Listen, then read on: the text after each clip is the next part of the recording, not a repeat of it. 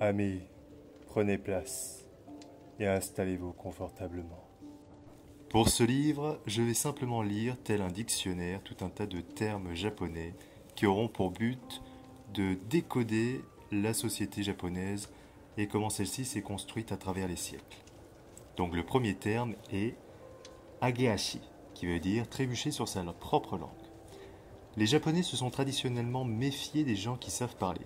Ils assimilent l'habitude et les démonstrations d'un tel talent à un comportement peu scrupuleux et indigne de confiance. Cette attitude à l'égard de la loquacité est également courante en Occident. Au Japon, la réaction négative à l'égard des personnes qui parlent beaucoup est bien plus profondément ancrée dans la culture et bien plus importante dans le schéma général des choses, en particulier dans le passé. La méfiance et l'aversion à l'égard de la verbosité au Japon trouvent leur origine dans le bouddhisme et le confucianisme, qui prônent tous deux un comportement calme et contemplatif et considèrent que les actions sont beaucoup plus éloquentes que les mots. Historiquement, au Japon, la retenue dans l'expression était assimilée à un niveau culturel, à la moralité et à la sagesse. Et une grande partie de la communication était donc silencieuse, une fonction de l'intuition culturelle plutôt que des mots. Un autre facteur clé contribuant à l'importance de la retenue verbale était la nature même de l'étiquette japonaise. Dans les situations formelles, dire exactement la bonne chose au bon moment et de la bonne manière était une exigence absolue. Dans les rencontres avec les supérieurs, les autorités, les représentants du gouvernement et des tribunaux, y compris les guerriers samouraïs, les normes d'élocution étaient particulièrement strictes, et la conséquence de ne pas s'y conformer précisément pouvait littéralement être fatale. En raison de ce souci obsessionnel d'un protocole précis dans la communication verbale, il est devenu caractéristique des Japonais d'en dire le moins possible afin d'éviter l'ageashi, ou être pris par défaut par sa propre langue. Les occasions où les lapsus, ageashi wotoro, pouvaient avoir des conséquences graves, voire fatales. Les lapsus étaient si courants dans la vie japonaise que les éviter était un défi permanent. Ainsi, la verbosité en soi était dangereuse, car plus une personne parlait, plus elle risquait de commettre une erreur dans le choix de son vocabulaire. Utiliser le mauvais ton de la voix ou mettre à l'épreuve la patience de l'auditeur, tout cela peut déclencher une réaction négative de la part de l'autre partie. Dans le Japon d'aujourd'hui, commettre un nagaishi est toujours un grave manquement à l'étiquette et, à quelques exceptions près, les gens réagissent toujours négativement aux grands parleurs, y compris les politiciens. Parmi les personnes qui ont le droit d'être un peu bavardes, on trouve les artistes, en particulier les comédiens dont l'esprit est la marque de fabrique, et les présentateurs de journaux télévisés à la langue facile, les commentateurs professionnels, les éducateurs et, de plus en plus, depuis le début des années 1990. Quelques grands hommes d'affaires du pays qui ont atteint le statut de sensei et ne sont plus considérés uniquement comme des hommes d'affaires. Cependant, les Japonais sont loin d'accepter et d'être à l'aise avec le comportement verbal de type fast talk et free for all qui est courant chez les Américains et les autres occidentaux. En conséquence, l'appréciation du comportement bavard est l'un des handicaps qui nuisent à la capacité des Occidentaux à communiquer efficacement au Japon. Il est ironique de constater alors que les Japonais préfèrent la retenue verbale et les périodes de silence. Les Américains considèrent la réticence à parler comme une faiblesse et les périodes de silence comme un vide qu'il faut combler. Les négociateurs japonais considèrent presque toujours comme acquis le fait que les Occidentaux commettront un certain nombre d'agissements au cours des réunions en raison de leur proportion à parler. Et les Japonais encouragent cette tendance en gardant le silence la plupart du temps. La coutume japonaise de la réticence à parler contribue donc à l'habitude américaine de trop parler, de se lancer littéralement dans le sekkyo ou prêche à la moindre occasion. Ce facteur devient encore plus significatif lorsqu'il est combiné à la coutume japonaise d'intercaler délibérément dans les sessions de négociation des moments particulièrement stressants. Des périodes d'une ou deux ou plusieurs minutes pendant lesquelles ils cessent tout simplement d'écouter et font des pauses impromptues. Le prochain terme, agetsurau, trouver des fautes sans fin. Les Japonais, comme beaucoup d'autres, prennent une satisfaction perverse à critiquer les politiciens, leurs hommes d'affaires, les éducateurs, les médecins et à peu près toutes les autres catégories de personnes dans le pays. Malgré le fait qu'ils vont souvent à l'extrême pour louer les réalisations du Japon et se considèrent généralement comme supérieurs aux autres, les Japonais se comportent de cette manière apparemment contradictoire parce qu'ils attendent beaucoup plus de leurs compatriotes qui ne sont généralement pas satisfaits. Cependant, lorsqu'il s'agit du niveau de satisfaction des attentes, les Japonais sont dans une classe à part. Alors que les autres personnes se contentent généralement d'un degré de compétence, d'efficacité et de qualité bien inférieur au maximum possible, les Japonais ont été traditionnellement conditionnés à rechercher la perfection dans tout ce qu'ils font. Tout ce qui n'était pas parfait pouvait être critiqué. Bien que la plupart des attitudes et des pratiques qui ont créé et soutenu le syndrome perfectionnisme du Japon se soient affaiblies ou aient complètement disparu, le perfectionnisme était si profondément ancré dans la culture qu'il reste un facteur important dans le caractère et le comportement de la plupart des gens. Les Japonais d'aujourd'hui, qui sont impliqués dans le commerce international, considèrent cette caractéristique culturelle comme des sentiments mitigés. D'une part, ils sont fiers de leurs normes élevées, d'autre part, ils reconnaissent que leurs exigences sont parfois trop élevées et que des exigences trop élevées peuvent constituer un sérieux obstacle aux affaires. Il est de plus en plus courant pour les Japonais occidentalisés de s'excuser auprès de leurs homologues étrangers pour la fastidiosité de leurs propres collègues, dont beaucoup semblent se consacrer davantage à l'age-tsurao, ou recherche interminable de défauts, qu'aux affaires proprement dites. La réaction immédiate à ces gens de l'age-tsurao à toute nouveauté est de chercher des défauts, de disséquer chaque produit et chaque proposition sous tous les angles pour voir s'ils répondent à leurs attentes culturelles. Lorsqu'il s'agit de produits fabriqués en Occident, ces préoccupations intrinsèques couvrent l'aspect général d'un produit. Le design, la taille, la couleur, le matériau, la finition et d'autres caractéristiques. Si l'un de ces facteurs est culturellement incompatible, ce qui ne signifie pas toujours qu'il n'est pas bien fait, le produit est généralement refusé, ou il est suggéré que le produit soit redessiné pour les attentes des Japonais. Il existe toutefois une facette de plus en plus importante de cette barrière culturelle qui joue en faveur de l'étranger qui essaie d'entrer.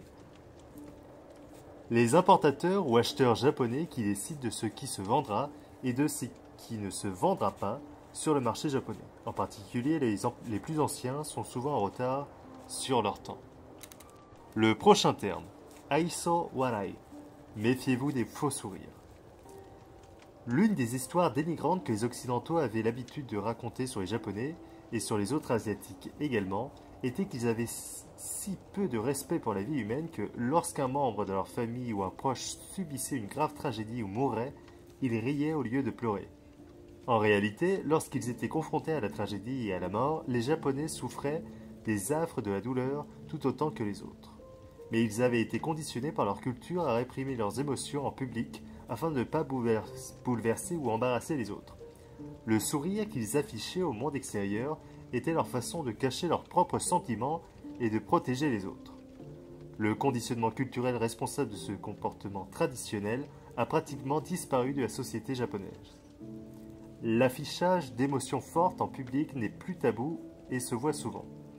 Les Japonais âgés qui réagissent aux événements tristes avec stoïcisme ne sont pas différents de leurs homologues d'autres cultures.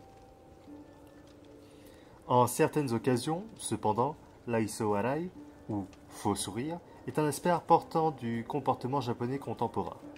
Et l'aiso warai montre à quel point de nombreux hommes d'affaires japonais tiennent à créer une atmosphère positive pour leurs clients. La plupart des visiteurs occidentaux qui se rendent au Japon sont frappés et profondément impressionnés par l'attitude et le comportement des employés des grands magasins et autres grands établissements commerciaux qui s'adressent au grand public.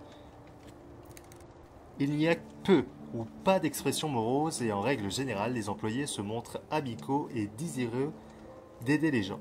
Leurs expressions souriantes et amicales ne sont pas toujours naturelles.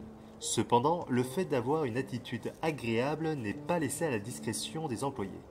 Les exploitants japonais d'entreprises de services publics, tels que les hôtels, les restaurants, les cabarets, les points de vente au détail, ont traditionnellement enseigné à leurs employés l'art de faire en sorte que leurs clients se sentent bien en gardant un air heureux et reconnaissant. Le prochain terme, aizushi, synchronisez vos mouvements. Dans le Japon féodal, il existait une manière précise d'accomplir pratiquement toutes les activités quotidiennes. Qu'il s'agisse de lasser ses chaussures, de tenir ses baguettes, de s'incliner ou de présenter un cadeau ou autre article à une personne. Cette précision dans la façon de faire les choses était la seule forme de comportement acceptée, et au fil des siècles, elle a fini par être assimilée à la moralité. La personne morale se comportait de la manière prescrite. Toute personne qui se comportait différemment était considérée comme antisociale et non japonaise. La culture japonaise a donc eu une influence homogénéisante particulièrement puissante sur les membres de la société, malgré la grande quantité de comportements occasionnels et personnalisés que l'on peut observer au Japon aujourd'hui. Le conditionnement culturel qui s'est opéré au cours de nombreux siècles est loin d'avoir disparu, et il continue d'ajouter une couleur et une saveur particulière à la vie. Dans les contextes traditionnels, que ce soit à la maison, dans les auberges de ryokan ou dans les bureaux d'affaires, les Japonais suivent encore automatiquement la plupart des modèles de comportement séculaires, car les coutumes font toujours partie de leur identité japonaise. Une partie de cette identité comprend une coutume qui implique un renforcement positif dans la communication orale. Lorsque les Japonais tiennent des conversations informelles, ainsi que lorsqu'ils s'engagent dans des discussions formelles, se sont conditionnés à encourager constamment la personne qui parle par ce que l'on appelle aizushi ou intervenir. Ce qui signifie qu'ils hochent la tête à intervalles réguliers, disent hai qui veut dire oui, ou font qui est une manifestation affirmative. La coutume des l'aizushi est profondément ancrée chez les Japonais et cette habitude induit souvent en erreur les étrangers qui n'y sont pas familiarisés. Car ils supposent que les Japonais indiquent qu'ils ont compris, qu'ils sont d'accord, qu'ils veulent que l'orateur continue, et ainsi de suite. Il se trouve que rien de tout cela n'est vrai. Et dans les négociations formelles, il est toujours possible que l'interprétation de l'aizushi comme une affirmation soit erronée. Dans la plupart des cas, la personne qui donne l'aizushi obéit simplement à une impulsion culturelle pour signaler à son interlocuteur qu'elle l'écoute, ou du moins qu'elle fait semblant de l'écouter. Dans le même temps, la coutume de l'aizushi est une courtoisie importante qui est attendue dans le cadre de l'étiquette japonaise en général. Si l'on ne répond pas par un signe de tête ou un son aizushi approprié, ou un son approprié indique clairement que l'auditeur est d'une humeur inamicale ou non réceptive, ou que quelque chose d'autre empêche la communication. Le prochain terme, aka nukeshita, le pouvoir des bonnes manières. L'étiquette traditionnelle japonaise trouve son origine dans d'anciens rituels shintoïstes, dans les cérémonies de cour adoptées en Corée et en Chine entre les années 300 et 700, et dans les pratiques rituelles des prêtres bouddhistes. La classe guerrière des samouraïs du Japon, qui a pris le pouvoir à la fin des années 1100, a puisé sa philosophie spirituelle et pratique dans le bouddhisme zen. Était de mettre la dernière main à l'étiquette traditionnelle du Japon, en la diffusant parmi la population par l'exemple et le décret, et de la préserver ainsi jusqu'à l'époque moderne. L'essence de l'étiquette japonaise est décrite par le terme akanukeshita, qui signifie littéralement « ce qui reste après que la saleté et la crasse aient été enlevées ». Des manières et un discours raffiné et élégant, peu de familles japonaises ont aujourd'hui la motivation, la patience ou le temps de conditionner leur enfant aux aspects physiques de l'étiquette japonaise traditionnelle et encore moins à sa philosophie sous-jacente. La plupart des jeunes japonais découvrent les aspects de l'étiquette traditionnelle du pays dans un cadre structuré et discipliné, à l'école, où elle leur est imposée dans le cadre du système éducatif. Mais comme elle n'est plus le fondement de toutes les relations interpersonnelles, une grande partie de l'étiquette qu'ils apprennent à l'école est ignorée en dehors de la classe. L'affaiblissement de l'étiquette traditionnelle du Japon entre 1945 et 1965 a entraîné une hausse spectaculaire du taux de criminalité et des troubles sociaux en général. Dans les années 1980, les chefs d'entreprise se sont inquiétés du manque de savoir-vivre et de discipline de leurs nouveaux employés.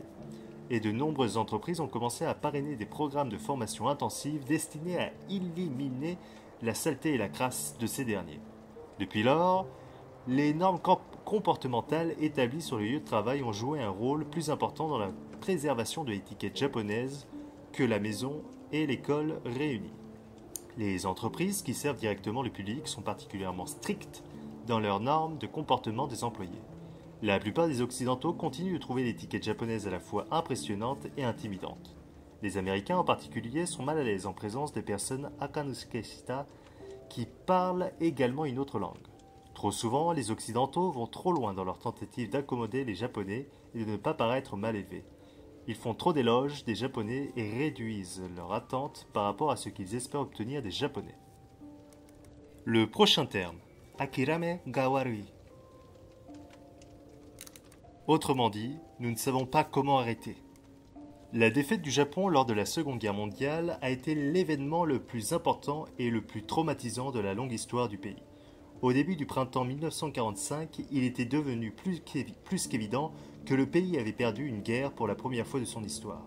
Il y a eu un regain d'activité parmi un certain nombre de Japonais d'esprit international pour mettre fin au combat et de sauver les îles principales du Japon de nouveaux raids de bombardement et d'une invasion par les États-Unis et leur puissance alliée. En juin de cette année-là, enfin, en désespoir de cause, un officier militaire de haut rang s'est écrié « Nous ne savons pas comment nous rendre ». Ce cri déchirant en disait long sur la culture féodale japonaise, formalisée et orientée vers le processus, qui avait conditionné les gens à se comporter selon des modèles si précis que la flexibilité et l'innovation individuelle étaient presque toujours tabous. Une fois qu'un plan d'action avait été officiellement approuvé, la seule approche acceptable était de suivre jusqu'au bout, même si la fin pouvait être amère. La plupart des événements les plus turbulents de l'histoire du Japon, y compris les actes au niveau individuel et national, ont été rendus inévitables par les exigences d'un système qui ne permettait pas de s'écarter du comportement programmé et des plans officiels. Quelles que soient les circonstances ou les conditions existantes à ce moment-là, ou la façon dont les circonstances ou les conditions pouvaient changer. Ces événements comprenaient des guerres, des actes de vengeance, des suicides cérémoniels de guerriers et d'officiers militaires et des suicides collectifs de civils pris dans la folie d'un système qui prenait le pas sur les gens.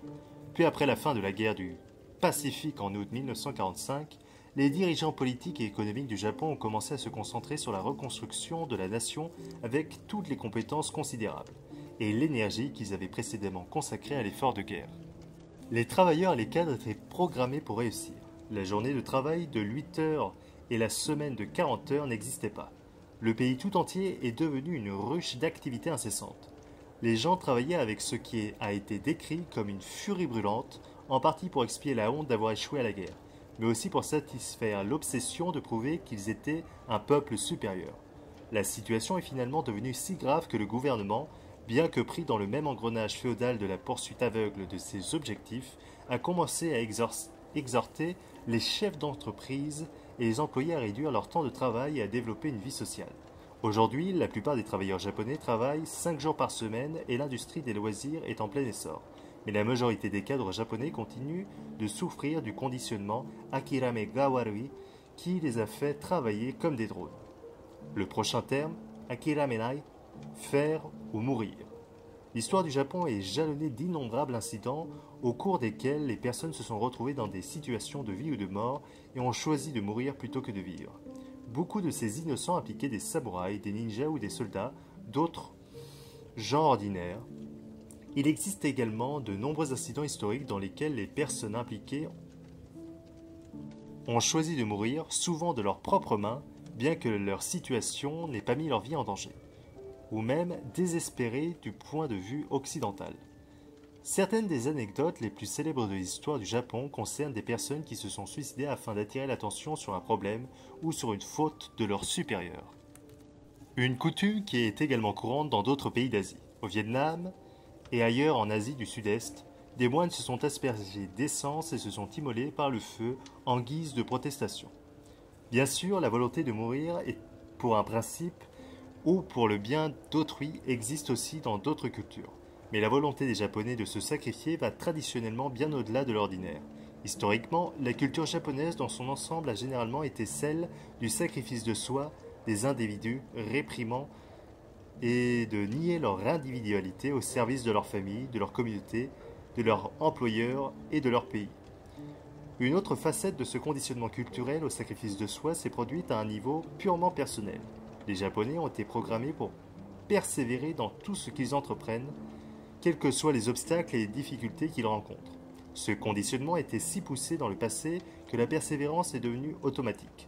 En gros, tous les Japonais ont été programmés au point qu'une fois qu'ils avaient entrepris quelque chose, ils ne pouvaient plus revenir en arrière ou abandonner. Akiramerai, ou je ne peux pas abandonner, est devenu un mot d'ordre, et le fait de ne pas pouvoir abandonner est devenu une partie du destin des Japonais. Cela a imprégné leur psyché, la persistance caractéristique des Japonais, que ce soit dans la poursuite de compétences artistiques ou martiales, dans la guerre, dans les affaires ou dans la recherche de la vengeance pour toute insulte ou tout affront, trouve en partie son origine dans le syndrome de l'Akiramerai, même si une fierté sans borne joue également un rôle clé dans cette persévérance. Le prochain terme, Akujunkan, la grande dérobade. L'une des grandes frustrations de la vie au Japon et l'une des choses qui contribuent à une incroyable quantité d'inefficacité, malgré la réputation de productivité élevée du pays, est la pratique de la division de diverses fonctions et d'exiger que chacune d'entre elles soit effectuée séparément dans un endroit différent, par une personne différente. Jusque dans les années 1990, la quasi-totalité des administrations locales et nationales, les bureaux de poste et les banques étaient des exemples notoires de ce syndrome du diviser pour mieux compliquer. Dans les bureaux de poste, par exemple, il fallait se rendre à un guichet pour faire peser une lettre ou un colis, à un autre guichet pour les timbres et à un troisième guichet encore pour poster l'article. Si l'on avait besoin d'autre chose, comme un timbre fiscal, il fallait parfois se rendre à un quatrième guichet. Les pires aspects de la coutume japonaise traditionnelle de l'Akujunkan, qui se traduit par cercle vicieux ou course diabolique, ont finalement été éliminés de la coutume plus mondaine de l'Akujunkan. Mais cette coutume continue de persister à des degrés divers dans les agences gouvernementales, les sociétés commerciales et les organisations professionnelles. Les hommes d'affaires étrangers rencontrent le plus souvent les Akujunkan bureaucratiques du gouvernement lorsqu'ils tentent d'obtenir des autorisations ou des licences pour importer ou fabriquer un produit. Dans certains cas, le processus peut nécessiter l'intervention d'une demi-douzaine d'agences ou de services, voire plus, et doit être mené à bien dans l'ordre requis. Le fait de devoir faire circuler des documents vers plusieurs centres de contrôle différents n'est pas un problème en soi. Le problème est que ce système offre des possibilités d'abus pratiquement illimitées et peut se transformer en un obstacle coûteux et insurmontable, contre laquelle les pétitionnaires ne peuvent rien s'ils ne disposent pas d'une influence politique susceptible d'être appliquée au bon endroit. Dans les entreprises commerciales, l'Akujunkan peut être utilisé de la même manière pour ralentir ou contrecarrer des propositions commerciales ou des projets déjà en cours. Le processus d'obtention d'une proposition par une grande entreprise japonaise peut être si complexe et si long que les étrangers risquent de se considérer comme victimes d'un mauvais tour, même s'il n'y a aucune intention de la part de la partie japonaise. Le prochain terme, amai, amaku, qui veut dire se répandre sur le sucre. Pendant la majeure partie de son histoire, le Japon était considéré comme un paradis pour les enfants. Jusqu'au début des années 1950, les mères avaient l'habitude de dormir avec leurs enfants en bas âge et les porter sur leur dos pendant plusieurs heures chaque jour pendant qu'elles faisaient le ménage ou les courses, ou elles les attachaient au dos de leurs frères et sœurs plus âgés qui les transportaient pendant qu'ils travaillaient ou jouaient. Les jeunes enfants n'étaient presque jamais déposés et laissés seuls. L'un des résultats de ce contact et de cette interaction corporelle constante est que les nourrissons et les jeunes enfants japonais ne pleureraient presque jamais. Au cours de la première décennie au Japon de l'auteur dans les années 1940 et 1950, celui-ci était très conscient de ce comportement inhabituel des nourrissons et il l'a souvent noté. Une autre chose que l'auteur a notée, puisque presque quotidiennement pendant plusieurs années, alors qu'il vivait au Japon, c'est que les mères japonaises laissaient leurs très jeunes enfants jouer seuls sur le bord d'un canal voisin qui avait une digue verticale d'environ 10 pieds. L'auteur s'est rendu compte toutefois que les mères japonaises traitaient traditionnellement leurs jeunes enfants avec un degré extraordinaire d'amaï, que l'on peut traduire par indulgence affectueuse. Les enfants qui se comportaient mal étaient rarement, voire jamais réprimandés, et les garçons en particulier étaient autorisés à faire ce qu'ils voulaient. L'auteur a également appris que, pour les garçons, le syndrome de l'amaï faisait partie intégrante de la société japonaise, traditionnellement dominée par les hommes et sexiste, et que pour les mâles, cet amaï durait toute la vie. Les jeunes garçons étaient d'abord gâtés par leur mère, puis par leur épouse, et par les femmes publiques du secteur du divertissement nocturne. Le prochain terme, ametomuchi, le bonbon ou le fouet. À la guerre et dans l'application des lois du shogunat, la torture était une pratique courante à l'époque féodale du Japon. Lorsque les agents du gouvernement expédiaient des gens ordinaires, les méthodes étaient conçues pour être particulièrement cruelles afin d'inspirer la peur au public. Les samouraïs qui tombaient en disgrâce étaient condamnés à mort avaient le droit de se suicider plutôt que de subir l'ignominie d'une mort par l'une des autres méthodes de mise à mort japonaises plus horribles. Bien que ce droit soit considéré comme un privilège, la façon dont les samouraïs s'immolaient, le harakiri, ou découpage de l'estomac, était tout sauf humaine et indolore. Les contradictions culturelles démontrées par la double attitude des Japonais envers l'harmonie et la paix et les moyens de les atteindre ne se limitaient pas aux questions impliquant des rivalités entre clans, ou aux questions de loi du shogunat, de sécurité publique, etc. Les contradictions imprègnent la société japonaise en général. Derrière la façade de l'étiquette, exquisément raffinée du Japon, l'extraordinaire hospitalité offerte aux invités et la gentillesse et la générosité des gens du peuple, un noyau dur de cruauté se cachait en arrière-plan. Ce conditionnement culturel à la cruauté explique les excès des samouraïs durant l'ère féodale du Japon, ainsi que les orgies meurtrières et les soldats japonais infligeaient aux personnes qu'ils capturaient durant la Seconde Guerre mondiale. Il n'y a cependant jamais eu de qualité universelle dans le comportement japonais. Il a traditionnellement été sélectif et il est encore aujourd'hui. La façon dont les Japonais traitent les gens dépend de la catégorie de la personne concernée et de l'existence ou non d'une relation personnelle ou non. Les exemples de cruauté physique manifeste sont rares au Japon aujourd'hui, mais il existe toujours un élément de cruauté mentale dans la société japonaise actuelle. Les gens ne sont pas autorisés à s'exprimer honnêtement ou franchement. Ils sont tenus de supprimer leur individualité dans la plupart des situations professionnelles et publiques. La société japonaise fonctionne toujours selon le principe du ametomuchi, le bonbon ou le fouet. Une référence pas si subtile au fait que si quelqu'un enfreint les règles de conduite établies, sera puni. Les agences gouvernementales, les entreprises, les organisations professionnelles et autres maintiennent une façade publique ainsi que les membres du groupe, etc. Mais derrière cette façade se cachait Muchi, ou le fouet, et la menace d'une punition sérieuse si quelqu'un dépasse les bornes. Le prochain terme, Anmoku no Ryokai. La taille relativement petite de l'archipel japonais et l'isolement virtuel des Japonais du reste du monde, pendant la majeure partie de leur histoire, ont conduit à un degré extraordinaire d'homogénéisation du Japon et de sa culture. Ce processus d'homogénéisation est devenu une question de politique gouvernementale après l'ascension du shogunat Tokugawa en 1603. Et cette politique a été poursuivie jusqu'à la fin de la Seconde Guerre mondiale. À cette époque, les efforts du gouvernement pour modeler tous les Japonais selon le même modèle étaient devenus si répandus que quiconque ne ressemblait pas au Japonais standard et qui ne pensait pas et ne se comportait pas de la manière approuvée par le gouvernement était un grand danger. Cette politique gouvernementale avait de bons et de mauvais côtés. Du côté positif, elle a grandement contribué à l'harmonie sociale pour la simple raison que la grande majorité des gens pensaient et agissaient de la même façon. De plus, les gens étaient également conditionnés à obéir aux lois du pays et à leurs supérieurs, et les gens n'étaient donc pas exposés au type de friction qui se développait dans la diversité. Du point de vue traditionnel et autoritaire, les Japonais sont donc devenus des travailleurs, des soldats et des organisateurs idéaux. Ils étaient obéissants, loyaux et dévoués, et donc capables d'obtenir des résultats remarquables dans tout ce qu'ils étaient organisés pour faire. L'aspect négatif de ce remarquable programme d'homogénéisation de l'ensemble de la nation a joué un rôle essentiel dans l'histoire récente du Japon, y compris la prise du pouvoir politique par les militaires dans les années 1930 et la guerre du Pacifique qui s'en est suivie. Le principal handicap de la mentalité et du comportement grégaire qui prévalent encore dans une large mesure dans le Japon d'aujourd'hui est probablement le suivant. Par sa même nature, la conformité limite l'individualité, la responsabilité personnelle et les aspirations personnelles. La créativité est la réforme politique et sociale de base.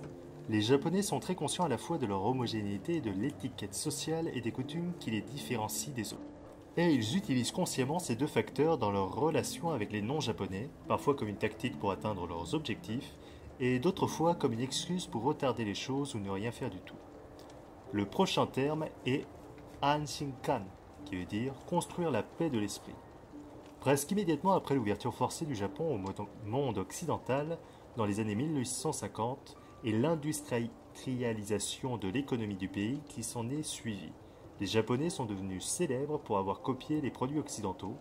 Ces produits avaient été introduits dans le pays par des hommes d'affaires américains et étrangers qui avaient appris qu'ils pouvaient être fabriqués à bien meilleur marché au Japon. En outre, les Japonais amélioreraient souvent ces produits. Pendant plus d'un siècle, les critiques n'ont cessé d'accuser les Japonais de n'avoir jamais fait la moindre invention importante, ce qui n'était vrai qu'en termes relatifs. Pendant la majeure partie de leur histoire, les Japonais ont concentré leur prouesse intellectuelle et leur énergie à améliorer les modèles de vie simples qu'ils avaient synthétisés à partir des arts, l'artisanat et les philosophies développées en Chine et en Inde. Les Japonais se sont davantage concentrés sur l'esthétique et sur le contentement émotionnel et spirituel qu'ils n'ont cherché à changer de façon de faire les choses. Ce faisant, ils ont développé une culture extraordinairement sophistiquée, imprégnée de la beauté des produits en papier, en bois, en pierre et en métal fabriqués à la main par des maîtres. Pendant de longues périodes pré-industrielles, les Japonais ont consacré une grande partie de leur temps à des festivals, des rituels religieux, des pratiques esthétiques et au développement d'une variété d'aptitudes physiques, un style de vie dans lequel Anshinkan, ou paix de l'esprit, jouait un rôle plus important que la production de richesses matérielles ou la consommation excessive. Le gouvernement du shogunat, composé de guerriers d'élite, a régné sur le Japon de 1185 à environ 1868 et a finalement adopté la politique de maintenir la population à un niveau d'existence proche de la subsistance afin de pouvoir les contrôler plus facilement. Dans les années 1970, une grande partie de cette culture traditionnelle du cœur et de l'esprit avait disparu du Japon. Ensevelie sous une avalanche d'idées occidentales et la ruée vers un style de vie totalement nouveau, basé sur une technologie en constante évolution. Mais il reste suffisamment de culture traditionnelle pour que l'Anshinkan soit toujours une priorité élevée dans pratiquement toutes les relations privées et publiques. Le prochain terme, Araizarai, qui veut dire se défouler. Les forces de l'ordre japonaises ont toujours eu ou assumé le droit et l'autorité d'utiliser les coups et d'autres formes de torture pour obtenir des aveux de la part de suspects criminels. Les films historiques et les drames télévisés montrent généralement les autorités samouraïs locales attachant les suspects par les mains et les fouettant avec des bandes de bambou attachées ensemble. Les films contemporains montrent des détectives et des héros de la police en train de battre des suspects. Autrefois, les passages à tabac ne prenaient généralement fin que lorsque les suspects avouaient ou mouraient, ou jusqu'à ce que quelqu'un, généralement autre que la police, apporte une preuve que les suspects étaient innocents, ce qui arrivait parfois. De récentes révélations sur les conditions de détention dans les prisons japonaises qui indiquent que les choses n'ont pas beaucoup changé. L'obligation pour les prisonniers de s'asseoir sur le sol pendant de longues périodes est une torture supplémentaire pour les prisonniers étrangers qui ne sont pas habitués à cette position, comme le sont les Japonais.